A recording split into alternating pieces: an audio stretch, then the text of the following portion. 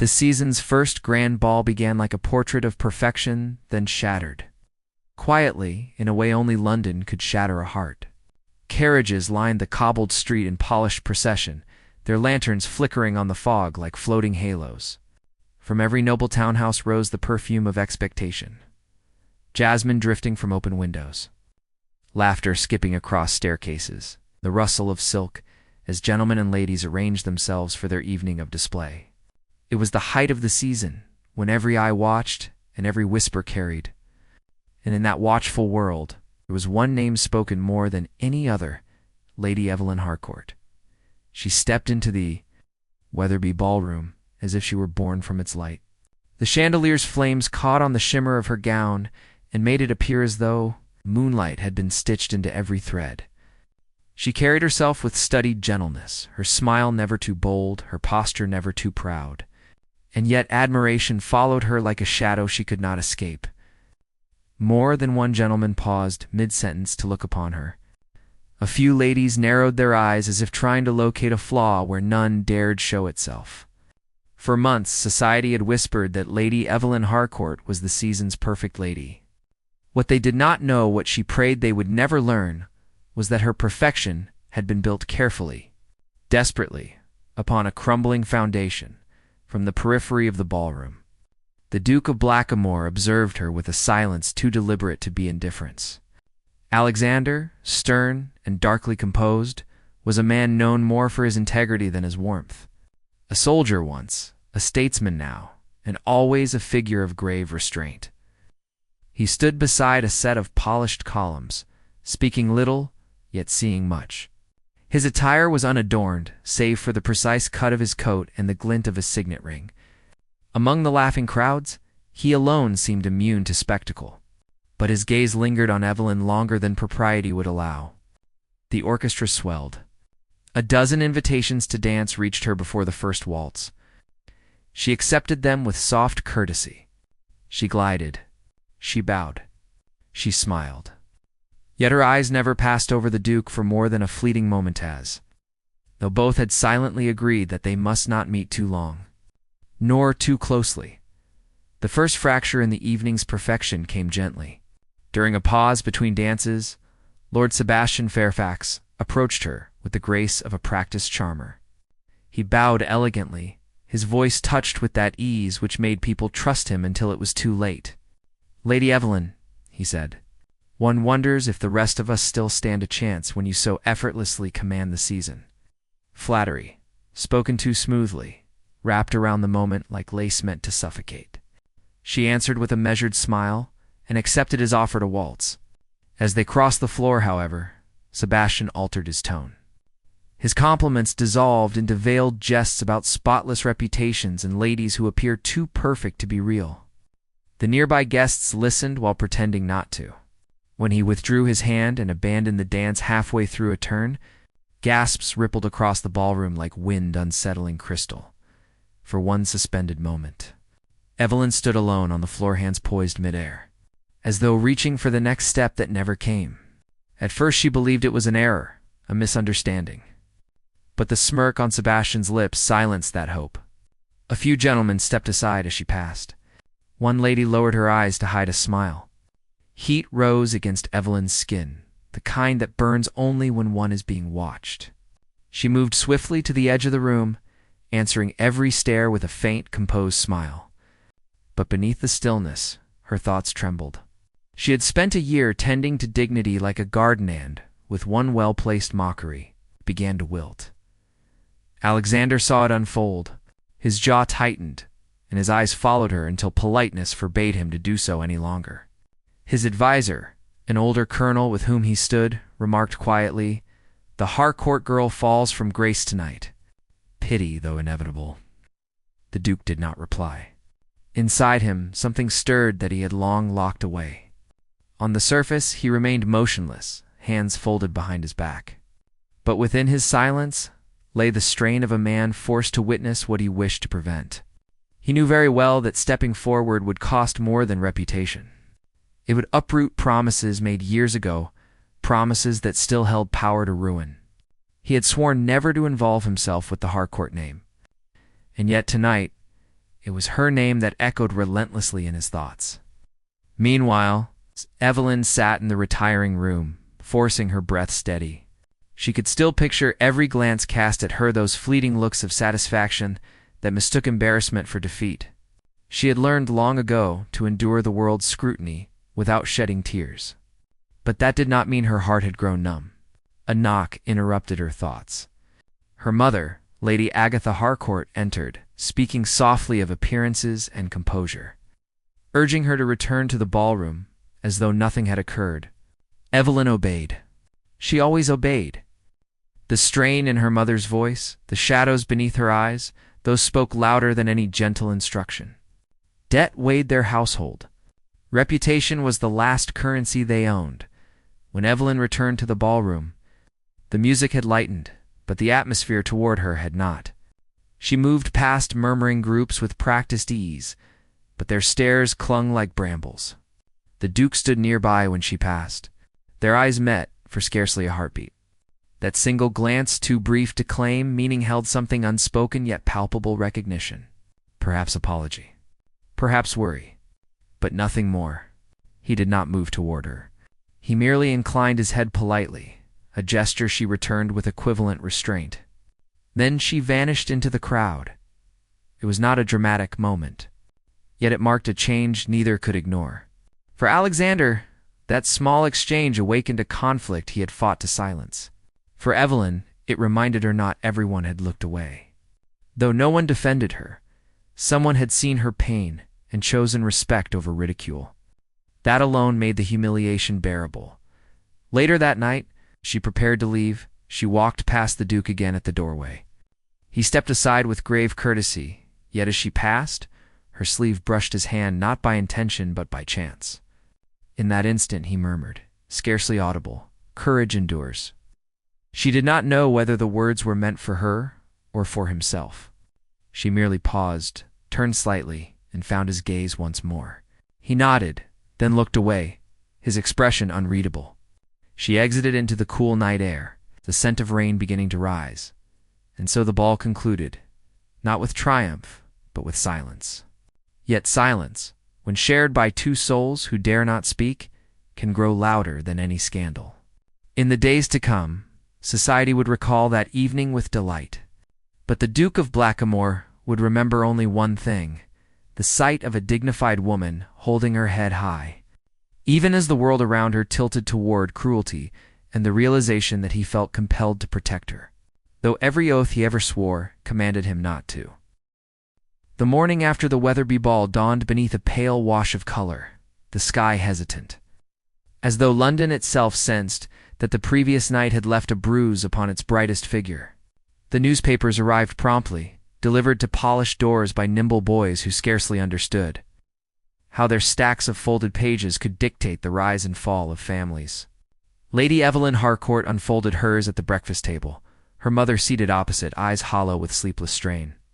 The column on page 3 was brief, almost artful in its cruelty, a report of the sudden withdrawal of noble attentions and a comment on how even flawless grace may invite a measure of suspicion when no fault can be discovered upon the surface.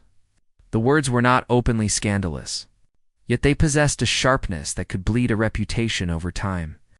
Evelyn read it silently, folded the page without a tremor, and set it aside. Only when her mother asked if she felt unwell did she reply very calmly, "The air seems colder today." Lady Agatha, though outwardly composed, understood the peril. Their finances dangled on a precarious thread. Invitations were their shield. To lose favor would mean not merely humiliation, but exposure of debts accumulated after her husband's passing. The Harcourt estate, elegant in appearance, had already been stripped of comforts.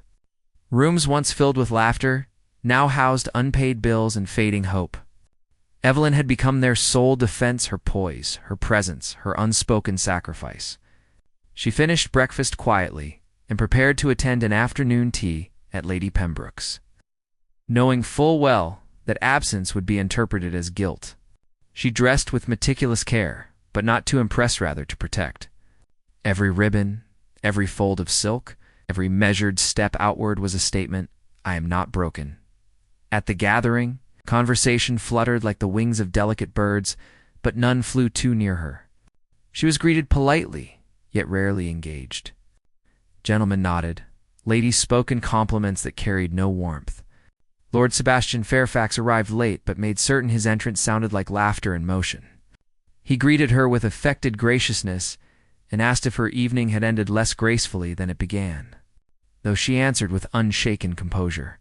She felt something shift within her in awareness that his cruelty would not be content with a single spectacle. He intended to test her further, to bend her until she cracked. She excused herself from the circle and walked slowly toward the garden doors, not seeking solitude, but a space to breathe where judgment thinned. What she did not see was the Duke of Blackamoor standing beside the marble fireplace, hearing every syllable directed at her. He kept his posture effortless, his expression impassive. Yet internally he recoiled from the venom wrapped in Sebastian's charm. A memory returned to him, the night he swore an oath against the Harcourt name. Signing his allegiance to the crown after Evelyn's father's political misstep nearly ignited scandal, he had once believed that duty would be his clearest path. But watching Evelyn endure the atmosphere crafted to suffocate her, he found duty made a cold companion to conscience. He could not defend her openly, but he could act in silence. As she departed the room, heads turning like watchers in a play, Alexander followed a moment later, not toward her, but toward a discreet collection of gentlemen discussing the Harcourt accounts with thinly veiled interest. His tone was firm, his reputation too commanding to challenge. The conversation ceased. A banker left abruptly. No one could trace the disturbance to him, and he ensured they never would. That evening, when Evelyn returned home, a small parcel awaited her, unmarked, simply wrapped, tied with a ribbon of muted ivory. Her mother frowned, fearing impropriety, but Evelyn assured her it would remain sealed if necessary. She opened it privately. Inside rested a pair of gloves exquisite in workmanship, alongside a folded paper bearing only one line: dignity. When tested, learns the strength of its own pulse. She touched the words as though testing the warmth of a hand she could not see. They were not romantic. They were something rarer, respectful. No signature revealed the sender, yet she felt it had come from someone who understood the difference between pity and honor. She tucked it away, not as treasure, but as a reminder. The days that followed grew steadily more treacherous. Invitations arrived with increased sparseness, and the tone of rooms changed as soon as Evelyn entered. She bore it all with grace, yet the effect could be seen in the minute ways her hands folded and unfolded. In the silence that lingered before she answered, her mother counseled perseverance, though fear often shimmered faintly behind her voice. Evelyn did not confess how often she woke in the night, recalling Lord Sebastian's smug glance or the hollow pause on the ballroom floor. She did not admit how the anonymous note had steadied her when courage wavered. Nor did she reveal that she felt watched by one figure in particular, whose silence seemed more deliberate than others. At another gathering, hosted by the Ashfords, Evelyn arrived wearing the gloves from the parcel, believing them too discreet to invite attention. Yet Sebastian noticed at once, remarking with feigned delight that he had seen their likeness adorning a lady of less reputable company.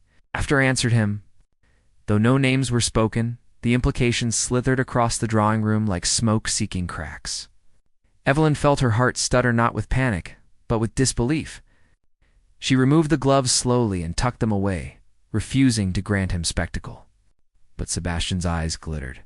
He sensed advantage, and those around him began to wonder whether her poise was truly natural or desperately maintained. Across the room, Alexander stood still as a shadowed column, listening. His restraint had worn thin. He felt the old oath twisting around him like a metal shackle, and he found himself asking for the first time in years whether loyalty to the past was worth sacrificing those who still lived within its consequences. Evelyn glanced toward him not for aid, not for comfort, only seeking one face that did not view her as a spectacle. He did not move. Yet his gaze held nothing of scorn, and for her, that was enough to remain standing. Outside, rain began to fall, casting blurred reflections through the tall windows. Evelyn lifted her chin and conversed with the ladies beside her, until the evening concluded not brilliantly. As guests departed, the Duke observed Sebastian's advancing confidence and Evelyn's quiet endurance. He remained until she left, never approaching, never speaking. But when her carriage door closed, he exhaled a breath he did not realize he had been holding. He turned toward the rain-washed street and murmured, "Courage endures until it should not have to stand alone." Then he stepped back inside, not toward the warmth of the fire, but toward the cold corridors where decisions were made without witnesses, and so the whispers grew. But so did something else, something dangerous, something unspoken, something waiting. A week later, the Harcourts arrived at Greywell Manor for a countryside gathering that promised rest, though rest was seldom granted to those under scrutiny. The weather had turned capricious winds, shifting without warning, rain veering across the hills like a restless spirit. The manor itself stood noble, yet austere against the gathering clouds. Its stone facade, catching the lantern light in a manner that made it seem both sanctuary and trial. Evelyn stepped from the carriage with practiced composure, lifting her chin against the brisk air as if it were simply another gaze to withstand. Her mother followed, offering reassurances whose fragility was evident in each breath. Inside, fires glowed, carpets softened, footsteps, and yet the atmosphere carried a tension Evelyn had come to recognize, anticipation drawn tight like a bowstring, waiting for its arrow to fly. Among the guests was the Duke of Blackamoor, though his presence had not been certain. He had arrived earlier that afternoon, just as the sky began to change from gentle gray to iron. He greeted the hosts formally and remained, mostly apart from the merriment, seeming to observe rather than participate. Evelyn noted the distance he kept, and though she felt no right to question it, she sensed there was intention in his restraint.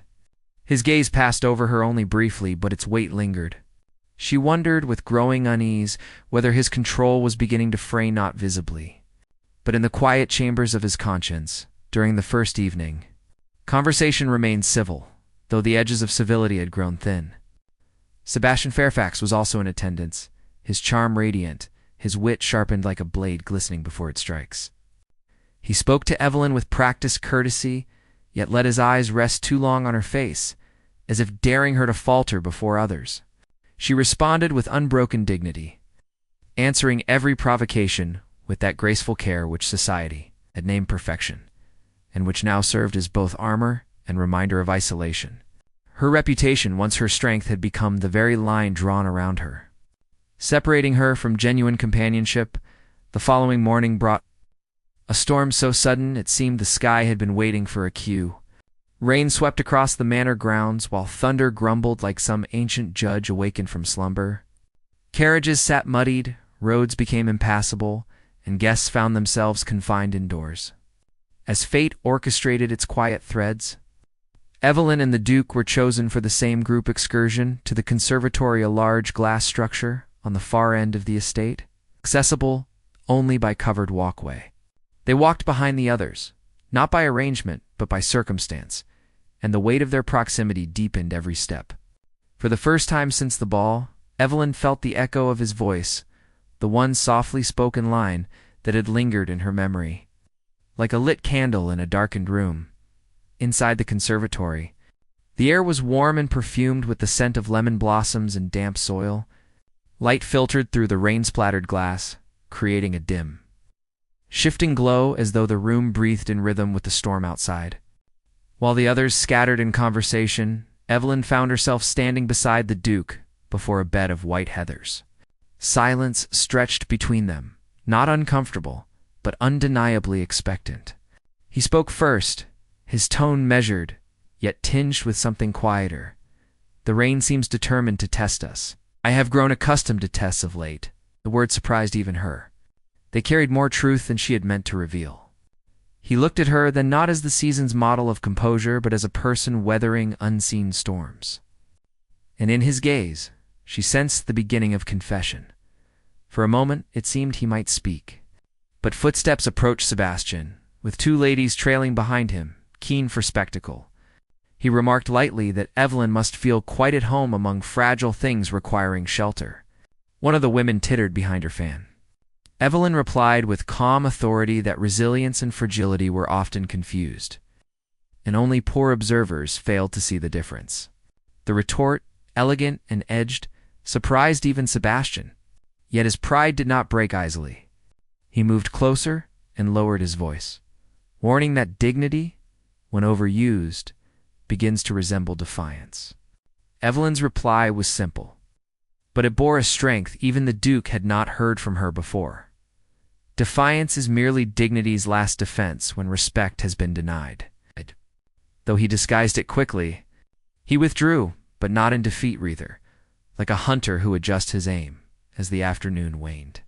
Evelyn sought quiet in the adjoining corridor lined with portraits of ancestors, who gazed down with stern approval or silent judgment. It was there that the Duke found her.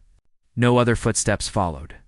For a moment they simply stood, as if acknowledging the inevitability of this moment after so many silences.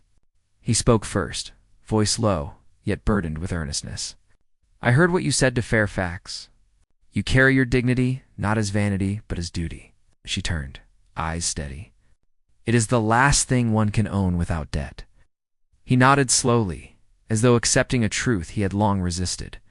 She sensed a struggle within him, not merely sympathy, but something deeper, more dangerous. And with that awareness came a question she could no longer suppress. "Why do you not speak in my defense?" Her voice did not tremble, yet its quiet tone held years of silent wounds. "You see what others choose not to. I know it. They know it. And yet when I am accused, you say nothing," inhaled sharply. For an instant he seemed ready to answer, but words did not come. She pressed, not with anger, but with aching clarity. "Is silence your mercy or your judgment?" The question pierced through every layer of restraint he had maintained. He stepped closer, as though the distance between them had finally become unbearable. His voice emerged, strained, but resolute. "You misunderstand. I say nothing because I fear. I fear any word from me would cost more than you could bear." Her expression shifted slowly like the drawing of a curtain. "Or more than you wish to pay." The rain beat harder against the windows. The wind howled as if it too demanded truth.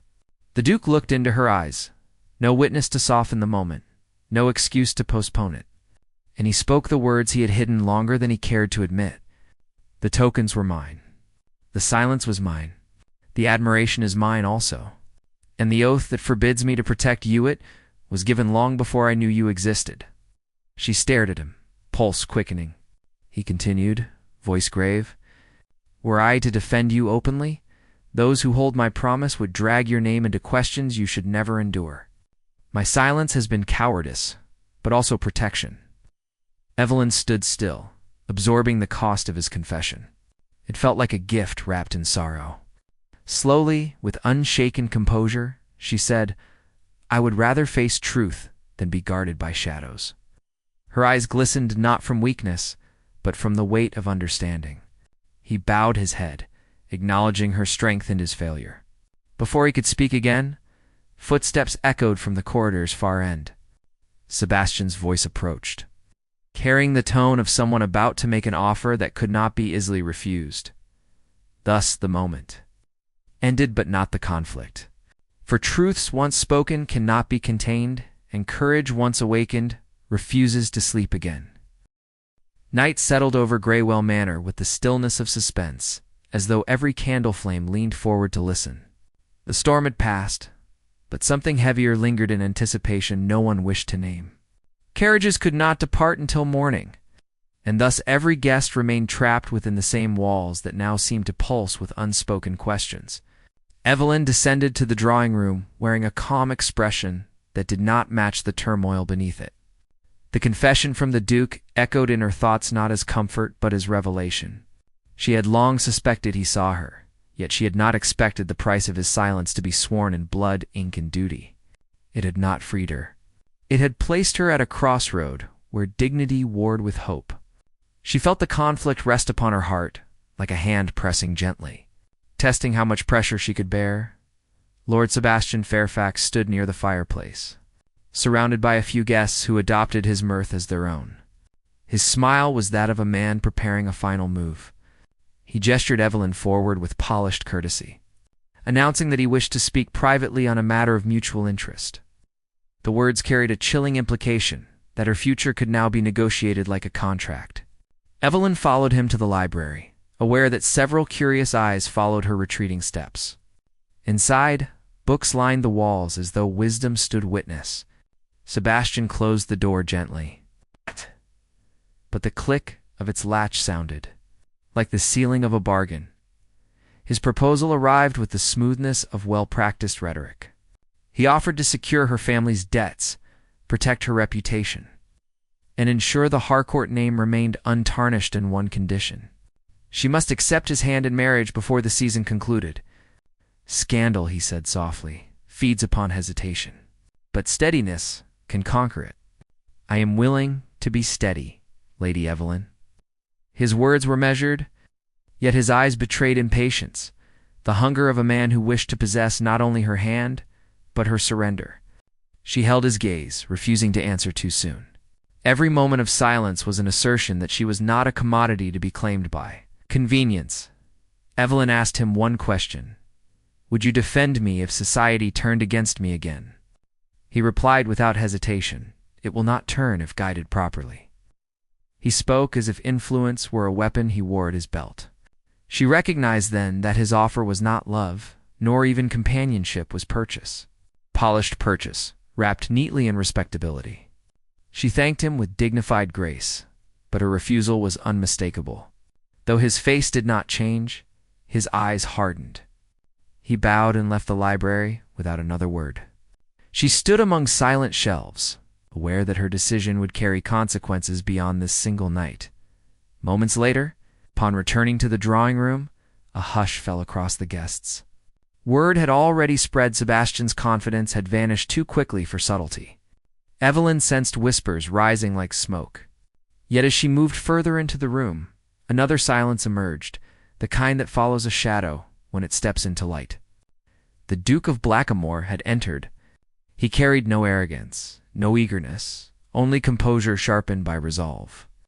The air changed when he crossed the threshold, as though the house itself recognized that quiet transformations had begun. He approached the host, requested permission to address the room. This alone stirred unease. It was rare for any gentleman to command attention without prior arrangement. Yet his reputation allowed him the courtesy. The guests formed a circle of curious faces. Evelyn stood at its edge, uncertain whether her heart wished to run or remain. The Duke began not with apology, but with truth spoken plainly. He acknowledged that certain rumors had circulated regarding Evelyn, and that silence, often mistaken for prudence, could become cruelty when left unchecked. He declared that, while he had remained silent until now, he could not remain so any longer without forsaking the very principles he was expected to uphold. Sebastian stepped forward, his voice mild but cutting. He asked whether the Duke meant to confess some secret connection to Evelyn that might validate the gossip. But Alexander's gaze held unshakable steadiness. He affirmed only that admiration, when honorable, ought not hide behind insinuation. He confessed to sending the tokens not as clandestine courtship, but as expressions of esteem for a woman who had borne injustice with dignity. The room listened, caught between breath and disbelief. Society had expected scandal or shame. Instead, it received respect declared openly. Then came the moment none expected. The Duke spoke of the oath that had bound his silence. Without naming every detail, he revealed that he had sworn never to entangle himself with the Harcourt name and oath, tied to matters of politics and loyalty. Yet, he continued, he had come to believe that duty devoid of mercy becomes tyranny. To protect society while sacrificing its innocent was, in his view, an abandonment of the very purpose of honor. He stated firmly that if his admiring a woman of courage placed him at odds with those who demanded obedience over justice, so be it. He had chosen where he would stand. The guests did not applaud. The silence that followed was heavier than applause could ever have been. Evelyn felt a tremor of disbelief. He had not rescued her. He had not spoken love nor presumption. He had simply given her name the right to stand free of insinuation. Some grew uncomfortable. Others quietly approved. The balance of the room shifted, not dramatically, but unmistakably. Reputation, so often shaped by whispers, had found a defender willing to speak without disguise. Sebastian attempted once more to challenge the Duke, but his words faltered beneath the weight of the declaration, and Evelyn, calm, composed, unafraid, finally spoke. She thanked the Duke for his clarity and affirmed that her dignity belonged to no one's permission. She would neither be shamed nor traded for favor. She did not accept his devotion nor reject it. She acknowledged it as truth, not transaction. Her poise, now unmistakable, left Sebastian without recourse. The evening ended without a duel, without spectacle, but with a shift of tide that all present would remember long after the candles burned to stubs. Later, when the guests dispersed to their chambers, Evelyn stepped alone into the quiet garden. Where the last traces of rain still clung to the petals, she breathed deeply, sensing that the battle for her name had changed shape, but not concluded.